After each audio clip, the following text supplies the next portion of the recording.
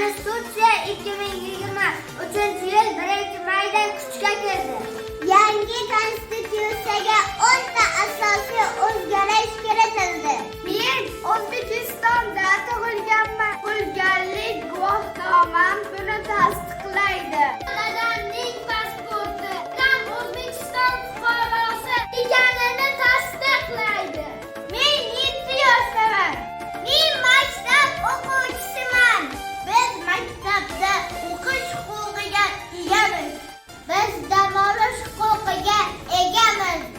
Ekstra qonunlardan qonunsiz avtoro'yo yozilgan tilla harfdan bizning konstitutsiya. Bering bir ahamiyat, jamdir davlat, jamiyat, har modda yuksak niyat. Bizning konstitutsiya 8-dekabr doim qilingan qadr ozod vatan haqdadir. Bizning konstitutsiya bayroq nima, yer vatan nima, yurt nima, undan tortinma. Bizning konstitutsiya sport va san'atmi, fan va madaniyatmi, jamlar ma'naviyatmi. Bizning konstitutsiya qonunlarni bilamiz, shu yurt faxri bo'lamiz, jonu dildan sevamiz.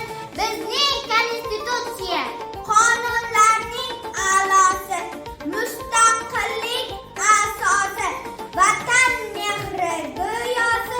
Bizning konstitutsiya faxrimiz, g'ururimiz, sha'nimiz, shuurimiz, baxtimiz, sururimiz. Bizning konstitutsiya tinchligimiz tayanchi, farovonlik ishonchi, fuqarolar quvonchi. Bizning konstitutsiya o'qi, mehnat qil deydi.